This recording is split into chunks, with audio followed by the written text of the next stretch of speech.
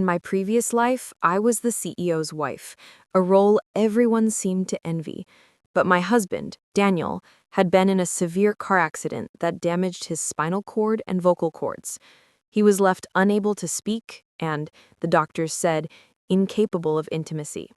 So, Daniel and I lived 40 years in a silent, sexless marriage.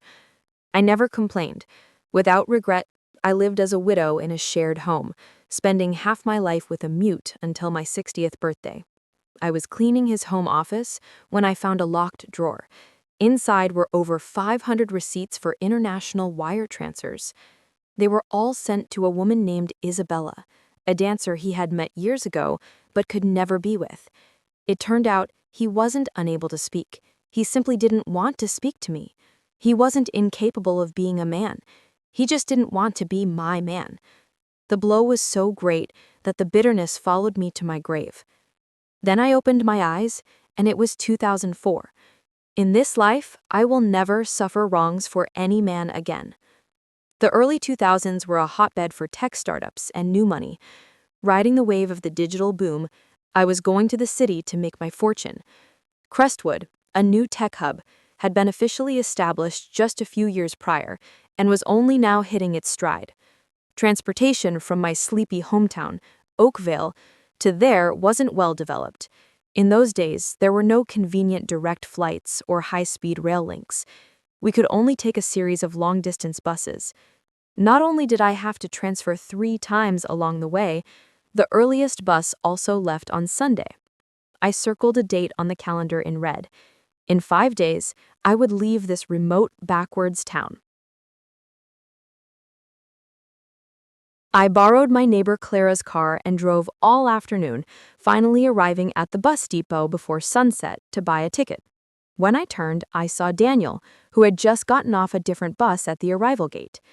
I was Reborn, and he was 20 years younger. Tall and upright, with sharp features and intense eyes, he exuded the confident energy of a young entrepreneur. He was the youngest partner at his firm. His future was boundless. He was also the man I had loved for decades in my previous life. I had foolishly convinced myself that as long as we shared the same last name, we would be a family, even if he never spoke, never touched me, never gave me a child. I had no complaints. Instead, I used a lifetime of love and passion to care for him, to warm him.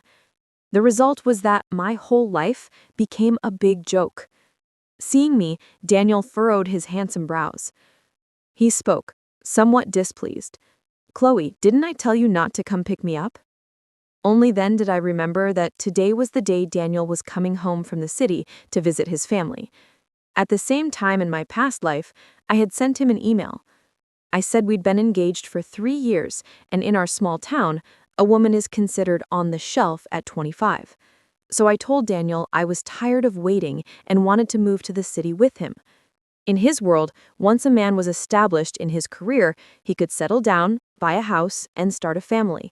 For couples who had been separated for a long time, that's the thing they looked forward to most. Daniel had made partner last year and was certainly qualified. I was always hoping he would come and take me away, but he kept putting me off. When I grew anxious, I sent an email saying that if he didn't come to get me, I would pack my bags and go to his firm to find him. Daniel could do nothing but come back begrudgingly, and he even specifically warned me not to meet him at the station. I knew he was deliberately being cold and keeping his distance from me. In my last life, I was very sad. I felt like we were already engaged, and in the eyes of our families and friends, we were as good as married. I wanted to be with Daniel, hoping we could get married as soon as possible so that when I joined him in the city, I could take care of his daily needs. I also wanted to give him children. But in this life, I've given up the idea of being a corporate wife. I'm determined to go to Crestwood to strive for a future.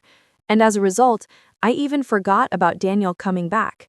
I came to buy a ticket to Crestwood, not to pick him up. Daniel misunderstood me. Impatience was written all over Daniel's handsome face. That impatient? We're still young. There's no need to rush into marriage. Life in the city is demanding. Being there with me isn't about seeking comfort. If you go, you'll only distract me. I still want to keep climbing the ladder. Daniel spoke, giving reasons why he didn't want me to join him. "I'm not here to pick you up," I said. "I also think marrying now is too early. I won't be following you to the city." My words filled Daniel's face with shock, but he immediately let out a mocking laugh. "Chloe, since when did you learn to play hard to get?" Daniel thought I was madly in love with him and simply didn't believe I would give up the idea. I didn't want to explain anything. 5 days from now, I'd be going to Crestwood, and after that, the sky will be wide and the earth vast, and there will be no more ties. It's 20 miles from the bus depot to Oakville. I had borrowed Clara's car to drive here. On the way back, Daniel drove. He naturally drove faster than I did, but it still took him more than an hour to get back to the town. He didn't say a single word to me the whole way. It was an awkward silence all the way. It reminded me of a past life of 40 years of marriage, a loneliness like being mute. By the time we reached the town, it was already past 8 at night. The townsfolk went to bed early and the streets were pitch dark. Our arrival set off a chorus of barking dogs. My mother died when I was very young, and my father died saving Daniel 10 years ago in a fire.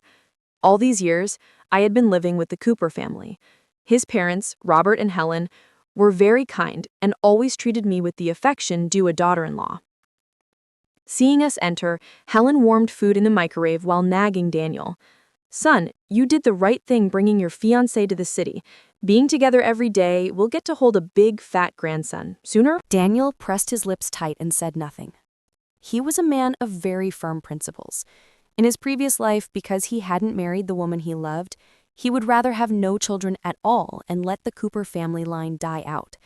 Robert and Helen both passed away with regret. "Be nicer to Chloe. The Miller family did you a favor. If Mr. Miller hadn't saved you back then, you wouldn't even be alive. What would you be without your career?" Robert, seeing his son's impatience, quickly urged.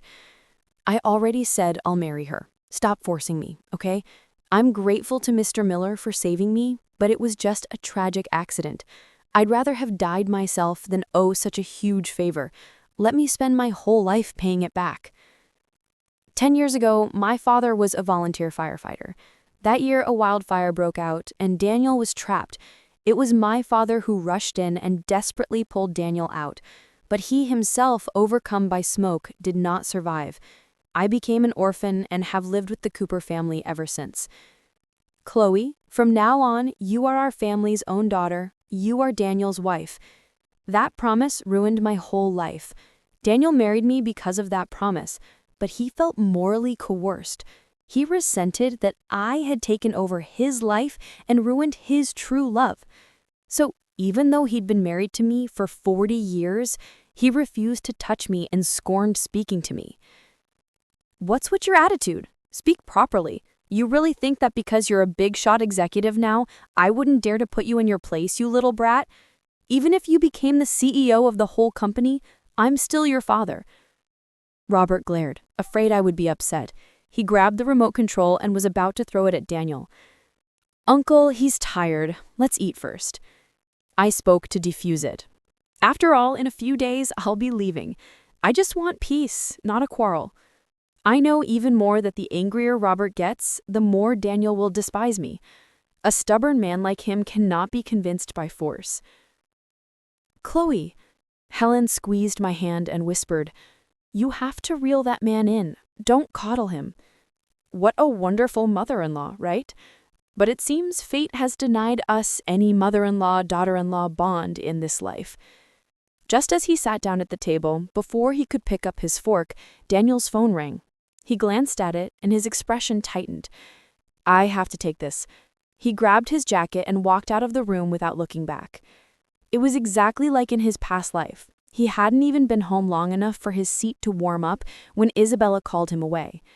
Isabella was a budding artist Daniel had met at a gallery opening. Pretty, a painter and poet, she was Daniel's first love. Although in my last life the term soulmate was overused, Daniel would have braved fire and water, climbed mountains and crossed seas for a single word from Isabella. After Daniel left in my previous life, Robert and Helen drove me to the city themselves and even found his senior partner to be our witness. Daniel couldn't withstand the pressure and finally agreed to a quick courthouse marriage so I could move into his apartment. But on the wedding night, Isabella called and took him away. Then they said he had been in a car accident. He came back with a damaged spine and vocal cords. He took my virginity for a lifetime. For the next 40 years, my husband and I could only communicate through text messages and notes. I swallowed my tears and devoted myself wholly to caring for his daily life. I tended to his parents. How foolish I was. I never even considered that if he really were mute, how could he have risen from a junior partner to a senior executive? He would have been let go long ago. At work, he could communicate perfectly well with others, giving presentations and all. He just didn't bother to speak to me at home. I was always well-behaved and proper, never prying into his colleagues or matters of his work. That's how I was deceived for decades, until his 60th birthday when I was cleaning his study and found a file of bank statements containing over 500 records of international wire transfers. They were for a secret account. I see numbers on a page. Because Isabella had later moved abroad, married and divorced twice, and did not live well. Daniel felt he had betrayed his first love, so he wanted to make amends with 40 years of financial support. The apartment and studio Isabella had abroad were all purchased by him. He wouldn't have children with me, yet he treated the 3 children Isabella had with her 2 previous husbands as his own, paying for those 3 kids' tuition and living expenses. He even attended their graduations as the proud uncle. I was kept in the dark about all of this. I never asked him where he spent his money. 100% trust yielded the coldest, most heartless betrayal. When I learned the truth, my mental world collapsed. I fell desperately from the balcony. So I was given a second chance at life. I don't want a man I can't warm back. 4 days remained before leaving for Crestwood. I packed my things. Being an orphan meant solitude and hardship, but the advantage was having no attachments. I could leave whenever I wanted. A few changes of clothes went into the suitcase. I stitched an inner pocket into my jacket, and inside were my ID and $3,000. That was all my savings. In 2004, an office worker's monthly wage was only a little over $1,500. $3,000 was my emergency fund. It was the life insurance payment after Dad's death. I had saved it for 10 years and never touched it. In my previous life, when I married Daniel, I used that money as a down payment on a car for him. I also bought new furniture for our apartment, but I never once saw him drive that car with any joy. In this life, I certainly wouldn't be the one to press my warm face against a cold behind. That $3,000 would be my capital for starting a business in Crestwood. When they saw me packing, Robert and Helen thought I was going to join Daniel in the city and were very happy. They wanted to see me off, but I refused. Helen then handed me $5,000 saying it was the Cooper family's engagement gift. I refused repeatedly. Helen wouldn't hear of it and insisted on giving it to me. I had no choice but to accept. My father had given his life for the Cooper family. I could take this money with a clear conscience. 3 days before leaving for Crestwood, I went to my parents' grave to say farewell. Mom, Dad, I'm going to Crestwood to throw myself into the great cause of the new economy. Wait for your daughter to come back. Don't worry. Even without Daniel, I'll be very happy. Sunday arrived. I said goodbye to Robert and Helen and left the small town where I had lived for more than 20 years. The bus rumbled towards Crestwood. It was more than 1,000 miles to Crestwood.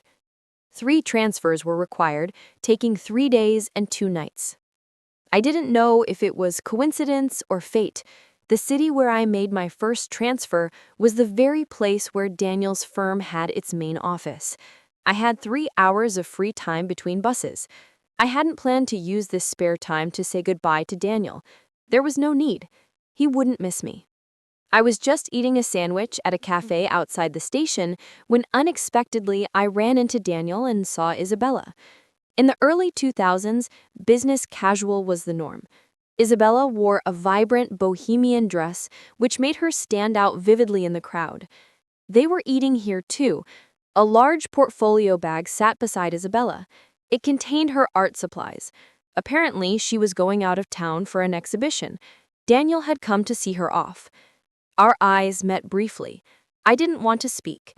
I planned to pretend I didn't know him. But his face, after flushing with a hint of embarrassment, quickly snapped back into an expression of complete superiority. He strode up to me.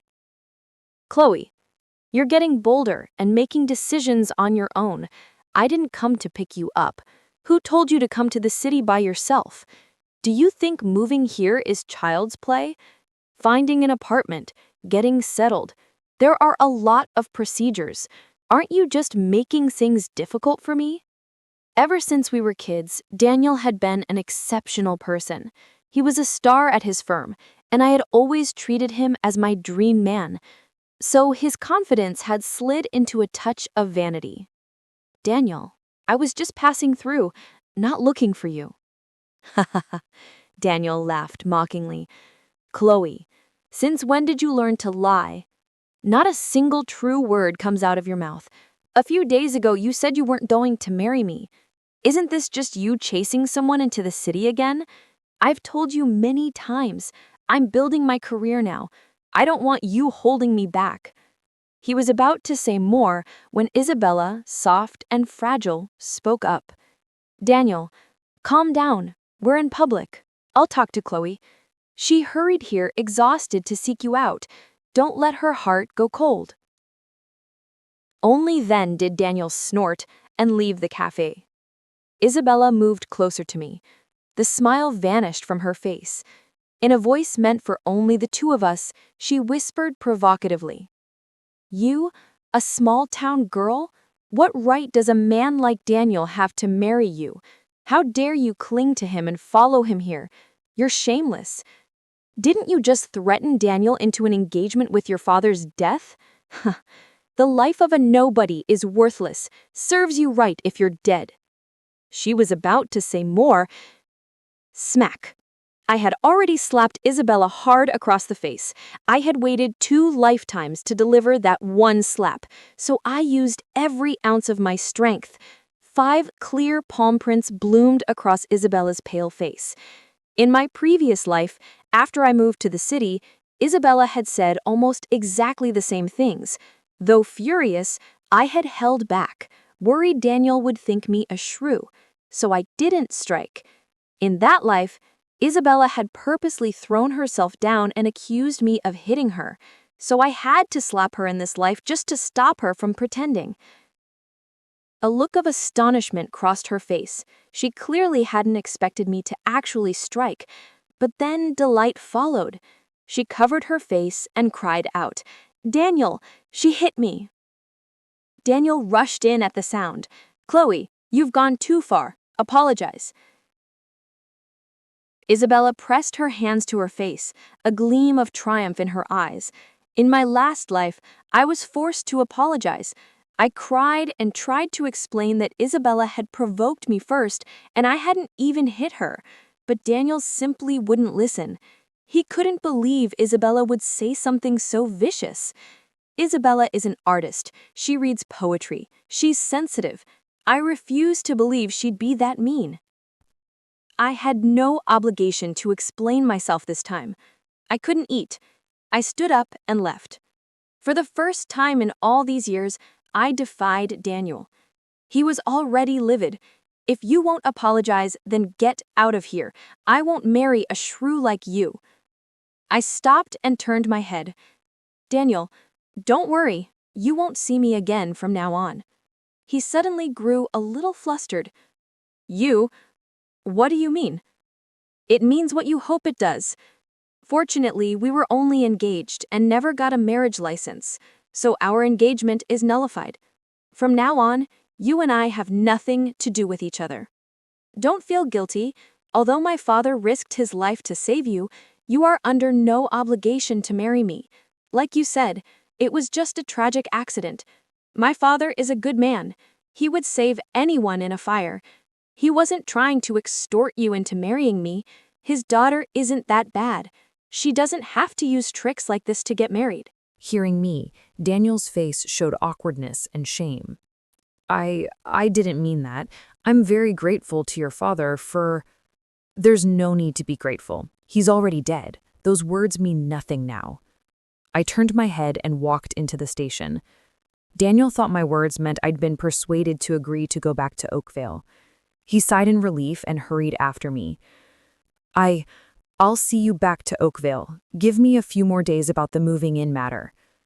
Even now, Daniel still couldn't believe I was really breaking up with him. I was too tired to explain. Ah! Isabella deliberately knocked my plate over, and the sandwich I had only just taken a bite of splashed onto her dress. Daniel hurried to a stop, turning back to take care of his first love. Text me when you get home. He pulled $100 bill from his pocket and stuffed it into my hand, then turned and ran back. I strode into the station. I told myself not to cry, but the tears fell anyway. From this moment on, you have been erased from my life. From now on, as mountains stand and waters flow, my joys and angers, my sorrows and delights have nothing to do with you. The bus jolted and swayed for 3 days and 2 nights and finally arrived in Crestwood. In my previous life, I had been to Crestwood a few times, but by then, Crestwood had already become a domestic tech powerhouse, a prosperous metropolis renowned even internationally. But over 20 years ago, Crestwood began its rise from a sprawling suburb. In 2004, it was precisely the most vibrant moment for Crestwood, the time it was about to embark on a fast track of rapid development. After being reborn, I chose to come to Crestwood to strive because this place was a paradise for entrepreneurial dreams. I walked the streets of Crestwood. Although the streetscape at this moment was still under construction, with few shiny corporate campuses to be seen and no luxury cars crowding the roads, the crowds were bustling, and you could hear accents from all over the country. These were all young people who had come to Crestwood to chase their dreams. Decades from now, many well-known big entrepreneurs and billionaires would emerge from among them. I was fortunate to become one of them. With the advantage of being reborn, I was sure I would succeed. I wouldn't waste the chance I had been given to live again. I already had a plan for what to do in Crestwood. Although at that time, Crestwood had many corporate cafeterias, I had no intention of going into a big company. After all, I only had a high school diploma. Even being reborn wouldn't suddenly make me a coding genius. I couldn't produce high-tech things like apps or software. Besides, my capital was limited, only a few $1,000s. I could only go into businesses with low thresholds and small investments that could still make money. The service industry, more specifically, food and beverage.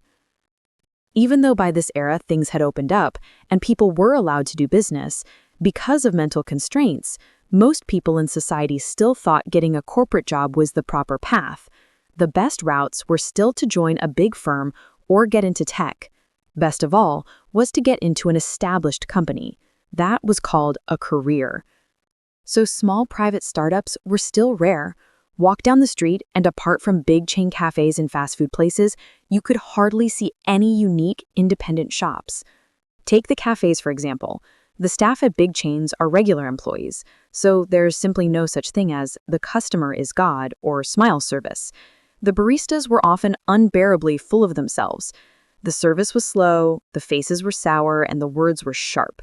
So even if people had money in their pockets, many still wouldn't go to these places for a quality experience. It's all too easy to not get what you want and end up with a belly full of anger. So I decided to start my venture by opening a small cafe and sandwich shop. The location was chosen in the North Point Industrial Park of Crestwood. I counted. There were already over 100 small tech firms and startups here, and the workers together could number 50 to 60,000. Most of them are from out of town, mostly young, with no time or desire to cook for themselves. Compared with the mainland, the workers here earn more. Some even make $5,000 a month. Although many companies have cafeterias, once people have money, they naturally want to improve their lives, eat something tasty and artisanal. So the food and beverage business is absolutely a basic necessity. Besides, I had a unique advantage. After moving in with Daniel in my previous life, I had little to do, so my only hobby became cooking. studying regional cuisines, signature recipes, and street food from across the nation. Italian, Mexican, Thai, French, Mediterranean, Japanese, Vietnamese, Indian. There was not a cuisine I couldn't do. Paninis, gourmet salads, fresh pastries, cold brew coffee. I was skilled at all of them. Even specialty diets, like vegan and gluten-free, were nothing to me. Rent was cheaper in this era in the developing areas. I spent a few $1,000s to rent a small storefront on a busy street and used the rest to buy an espresso machine, kitchen equipment, and ingredients. Chloe's Nook officially opened. The early 2000s were a time when a good concept could explode. As long as you were bold and willing to work hard, you couldn't fail to make money. Because my shop offered fresh, high-quality, and delicious food you couldn't get anywhere, it was packed from the moment we opened. Many people who came to Crestwood for work came to my place to eat, saying they could feel a taste of something real and homemade. I was too busy to handle it alone, so I hired 2 staff. The 3 of us spun like tops. After a month, although it was very hard work, the books added up. After deducting rent and the wages for the staff, I netted a profit of $4,000. In 2004, what did $4,000 in pure profit mean? It was a very healthy start. I cried over the ledgers. These were tears of happiness. A woman doesn't need a man because a man will betray you, hurt you, but building something of your own never will. In the blink of an eye, it had already been 6 months in Crestwood. The cafe business kept getting better and better. My savings had also reached a solid amount, making me truly independent. My shop kept expanding. Where I had originally rented 1 unit, I now rented 3. I had 6 employees under me. I wasn't a heartless boss. I was generous with the people who worked for me. I paid them wages well above the average and gave additional bonuses. As a result, each of them was highly motivated. I was busy working in the cafe that day when I suddenly heard an astonished voice. "Chloe?" I turned my head and to my surprise ran into someone from my hometown, Liam, the town's part-time bookkeeper. He was in Crestwood on business and happened to come into my cafe for lunch. Of course, I was very enthusiastic to see a familiar face. I not only added several hearty dishes to his order, but I also comped the meal. Liam didn't touch his fork. He looked urgent. "Chloe, what are you doing here? You have no idea. For the past 6 months, the Cooper family has been in an uproar trying to find you. Daniel is about to go crazy." 6 months ago, I boarded a bus to Crestwood. The Coopers and the townsfolk all assumed I was going to join Daniel and get married. Later, when I changed buses, I ran into Daniel and Isabella. Daniel thought so too. He sent me off again. He assumed I had returned to Oakville. No one knew I had come to Crestwood. That created a misunderstanding, an information gap. The townsfolk thought I was with Daniel, and Daniel thought I was back home. The first few days were calm. A few days later, when Daniel still hadn't received the check-in text I was supposed to send, he phoned the town to ask. Only then did he learn I hadn't gone back at all. I had vanished into thin air. Everyone panicked. Daniel took time off and began searching everywhere for me. I didn't have a cell phone that could be tracked. There were no surveillance cameras everywhere in those days, and bus tickets weren't linked to real names. Where would they look for me? Daniel searched for a full 2 months and still found nothing. The police couldn't do anything either, so everyone assumed something had happened to me, that I must have been a victim of crime on the road. Helen cried at home every day. Robert berated Daniel relentlessly, called him a thankless wretch, cursed him for causing my death. The townsfolk all expressed their regret for me, saying how pitiful I was.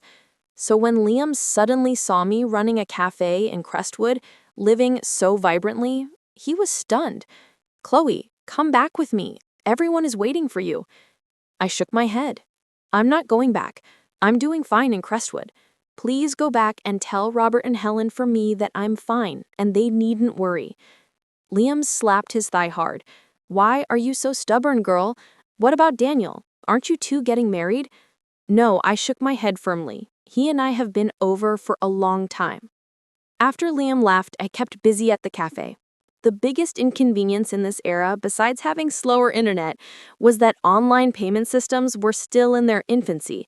Every transaction was done in cash. Every night after I finished work, I had to carefully count the cash I'd taken in. The next day, I'd go to the bank to deposit it. I couldn't keep too much money on me lest it attract envy, but my cafe did such good business that it was impossible not to draw attention. That night, it rained, and the sky outside was especially dark. I rented a small apartment in the complex behind the cafe. Just as I was about to lock up and go back to rest, a tremendous force shoved me hard. I was pushed back into the room. A sleazy-looking man slunk in with a leer on his face. He'd come to rob me. Crestwood was full of people, some sincerely trying to start a business and get rich, others looking for illicit gains.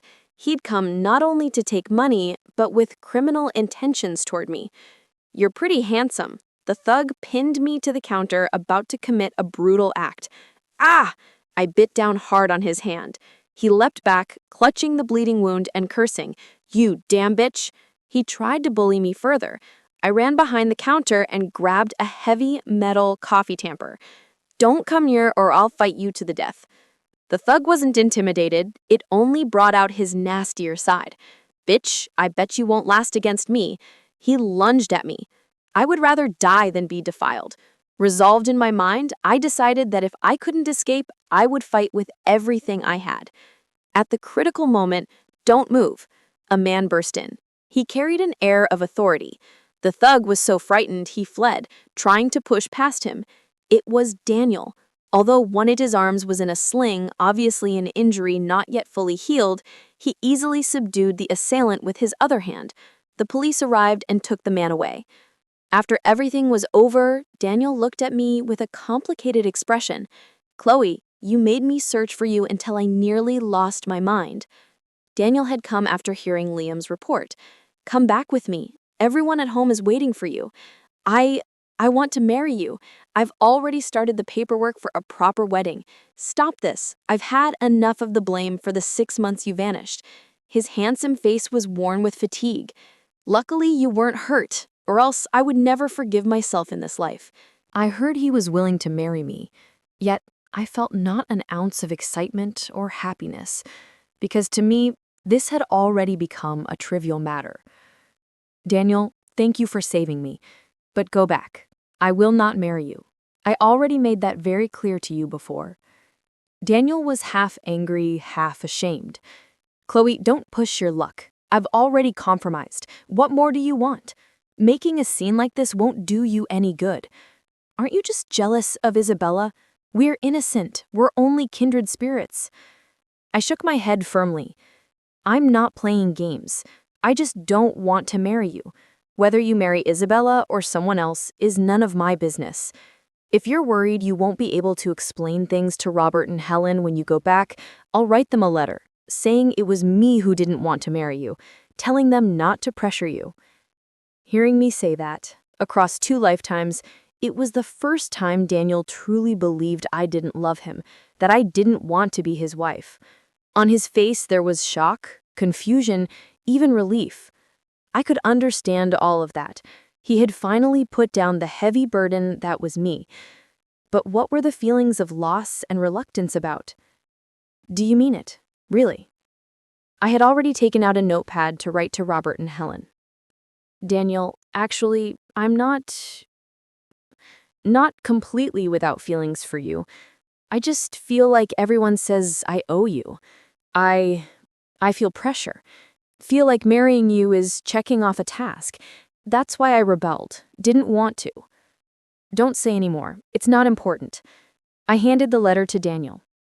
"Daniel, from now on, we're both free." After Daniel left, my life went on. Before I knew it, it was the end of the year, and I was supposed to return to my hometown to visit my parents' graves. After striving in Crestwood for 9 months, I had earned a substantial amount. Coming back to the town now, it was definitely like returning in glory. I wore a beautiful outfit. On top was a stylish red wool coat, and below black leather boots. In the inland areas, not only did many people dress like this, many had never even seen such styles. Because Crestwood was a new hub, the fashion trends were several years ahead of the small towns, never mind the countryside. The moment I entered the town, it erupted. Dozens of children swarmed around me. I had brought a lot of gifts. Just the gourmet chocolates filled a whole big bag. Everyone got a share. The children were overjoyed. After both my parents passed away, many kind townsfolk helped and looked after me. I cannot forget their kindness. I went to their homes to give holiday gifts. Each envelope contained $200. That was an enormous sum, and it caused a stir throughout the town. Everyone was impressed that I had earned money outside and had become capable. Of course, the gifts for Robert and Helen were separate. Each of those envelopes contained $1,000. After all, they raised me for 10 years. Even though I could never become their daughter-in-law, I must not forget their kindness. Robert refused the envelope no matter what. Eventually, he became frantic. "Chloe, I have no face taking your money. Our family has wronged you." Helen cried. "Chloe, my foolish son has no luck." I could only comfort them. It was the day before Christmas Eve. Robert and Helen insisted I stay at their house. Just then, two people came in with the cold wind. Daniel had returned with Isabella for the holidays. Daniel just stared at me. Isabella glared at my coat and boots with a look of envy so fierce it seems to breathe fire. They've come back. Of course, I didn't want to keep living in the Cooper house, so as not to make things awkward for everyone. But Helen insisted I stay. She treated Isabella like air, completely ignoring her. In the end, I still moved into my old room. Helen finally agreed to speak to Isabella. "No ring, no standing. You're not allowed to share a room. We don't want people talking." That night, Helen put Isabella in Daniel's old room, but chased Daniel off to the cold, unheated garage apartment. She didn't care. She muttered under her breath, "Freeze to death, you heartless thing." That night, I slept very unrestfully. At first, in the middle of the night, Isabella complained about the room, saying it was dusty and the Wi-Fi was slow. In the end, Daniel had to go out and find a router. Naturally, Helen was even less pleased with Isabella. "We're small-town folk. Don't like the simplicity? Then don't come here. Who asked you to come?" Isabella was so furious, tears brimmed in her eyes. Daniel couldn't hold back. "Mom, cut it out." Helen pointed at Daniel. "If you marry her, don't call me your mother." The matter didn't quiet down until well into the late night. The next morning, I went to the cemetery to tend my parents' graves, only to find my beautiful red wool coat had been slashed with a dozen large cuts. No question, Isabella had done it. That woman had been driven mad by jealousy and had been snubbed by Helen, so she vented all her resentment on me. I'm fine, but Robert and Helen were furious. Even Daniel lost his temper with Isabella for the first time. "Isabella, apologize. How could you do this?" Then he looked at me with an apologetic expression. "Chloe, I'm sorry. How much was this coat? I'll pay." I shook my head. "Never mind. It's not worth much." I didn't make a fuss, but Isabella erupted into a furious roar. "You small-town girl, Chloe, who do you think you are? What gives you the right to wear such beautiful clothes? You deserve none of it. Heaven knows where your money came from. I heard a lot of shameless women go to these new cities and become escorts. You must have sold yourself too." Smack. A crisp slap landed, but this time it was Daniel who struck. He pointed at Isabella. "Shut up. You hit me. I hate you." Isabella ran off in tears. Daniel didn't chase her. He just looked at me with a conflicted expression. "Go after her. I'm fine. I'm going to tend the grave." I left the Cooper family to visit my parents. That same day, I left the town. Whatever story Daniel and Isabella had, I didn't care at all. In early spring, Daniel came to Crestwood again. He brought me the same style of red coat. He said it was compensation. I accepted it, but he refused to. He stood there in the doorway of my office, looking out of place amidst the sleek, modern furniture that was a world away from Oakville. The confidence he'd always worn like a second skin seemed to have frayed at the edges. "Chloe, it was my fault before," he began, his voice quieter than I remembered. "Actually, I still think about you. Rosalind, she's impossible. It was my fault. I didn't appreciate what I had. He let out a short, bitter laugh. Poetry and art are fine to admire, but you can't build a life on them. His eyes were full of a guilt I'd never seen in him before.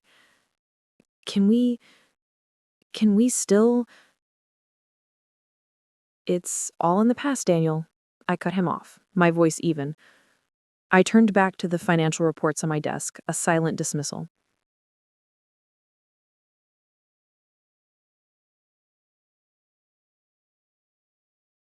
He left in resignation, the new coat left hanging on the rack by the door.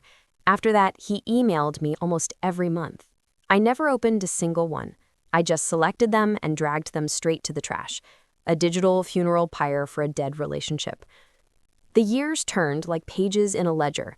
By the end of the next year, I had already opened 2 more locations of Chloe Snook and launched a line of gourmet salads in local grocery stores. I employed over 30 people. My annual income had comfortably crossed into the 6 figures. When I returned to Oakvale to visit my parents' graves, I didn't alert anyone. I went straight to the cemetery under the cover of a gray afternoon and left again that night. I'd learned my lesson. My success was a beacon, and it attracted both admiration and complications I didn't need. Through the grapevine of townsfolk who had come to work for me in Crestwood, I heard the news. In 2007, Daniel finally married Isabella. It was Isabella who had pushed for it, they said. Daniel had been reluctant. Later, Isabella had accidentally gotten pregnant. She'd caused a scene at his firm's annual party, and Daniel, cornered and humiliated, had no choice but to marry her. The marriage was rocky from the start, a constant, low-grade war. Isabella also clashed incessantly with Robert and Helen. In the end, Daniel requested a transfer to his firm's overseas branch in Singapore. The couple lived apart for long periods, and the pregnancy, it turned out, had been a false alarm. They never had children. Later, it was the 2010s.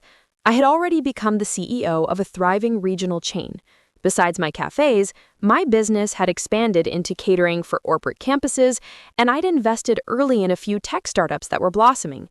After all, I had been reborn, so I naturally had a sense of which local entrepreneurs had that glint of potential. My personal wealth had already stretched into the tens of millions of dollars. But I still hadn't married. I found the company of ambitious, focused people far more stimulating than the drama of romance. My career was my lifelong companion. The next time I heard about Daniel was in 2014. He had been let go from his firm. The reason was that Isabella, tired of what she called his uninspiring life, had become obsessed with the idea of moving to Europe to live as a true artist. She'd racked up enormous debts on his credit cards and had even taken out a second mortgage on their house without his knowledge to fund her travels. The financial strain became public, and the partners at his firm deemed it a distraction and a liability. Isabella filed for divorce shortly after. Daniel was dismissed for failing to manage significant personal conflicts of interest. By then, Robert and Helen had already passed away, Helen from a broken heart, people said, and Robert soon after, and naturally I had no further contact with him. Another decade passed, bringing me to 2024. I was 60 years old, the exact same age I had been when I was reborn in my previous life. My company was privately held and valued at over $500 million. I was still alone, but I had done a great deal of philanthropic work, funding community kitchens and culinary arts programs for underprivileged youth. That sense of building and giving back was a different kind of fulfillment that no man had ever offered me. That day, my assistant drove me to a charity awards gala where I was being honored. As we pulled into the underground parking lot of the glittering hotel, the headlights swept across a dim corner. An old security guard was shuffling between the concrete pillars, his uniform a little too large and worn at the elbows. He turned to direct our car, and the light caught his face, worn and tired, but still unmistakable. It was Daniel. My assistant parked the car. "We have about 15 minutes before you're due on stage, Miss Miller." "Thank you, Sarah. I'll be right there." I stepped out of the car, the click of my heels echoing in the cavernous garage. I walked over to him. He was looking down at his clipboard, his posture slumped. "Daniel," I said, my voice calm, He looked up, and for a moment there was no recognition in his eyes. Then it dawned, and a wave of shock, shame, and sheer disbelief washed over his features. He looked from my tailored gown to the luxury car and back to my face, which I knew was unlined and serene, a life of purpose and good health etched into it instead of bitterness. "Chloe?" he whispered, his voice raspy. "Long time no see." He looked down at his own worn shoes, then back at me, and in that moment the entire history between us, the saved life, the forced engagement, the 40 years of silence, the second chance, and the two diverging paths we had walked, hung in the air, unspoken but profoundly understood. "Yes," I said, offering a small, polite smile that held no malice, only a quiet, final peace. The silence between us stretched, thick with the ghosts of 2 lifetimes. The hum of the parking garage's ventilation system seemed to swallow all other sound. Daniel's knuckles were white where he gripped his clipboard. I read about you, in the business section. Chloe's Kitchen, the philanthropic foundation. You've done incredibly well." He didn't say for a small-town girl, but the words hung in the air anyway. "Thank you," I said, my tone neutral. I felt no gloating, no satisfaction in his obvious discomfort. There was only a vast, quiet emptiness where my love and hate for him had once warred. He gestured vaguely around the concrete cavern. It's just temporary. A friend got me the gig." The old defensiveness, the need to project an image, was a reflex he couldn't break. "I'm sure it is," I replied, not unkindly. There was no point in challenging his fiction. His pride was all he had left. He looked at me then, a desperate, searching look. "Chloe, I think about it sometimes. What if I hadn't been such a fool? What if I'd seen what was right in front of me?" His eyes were pleading, begging for a shred of absolution.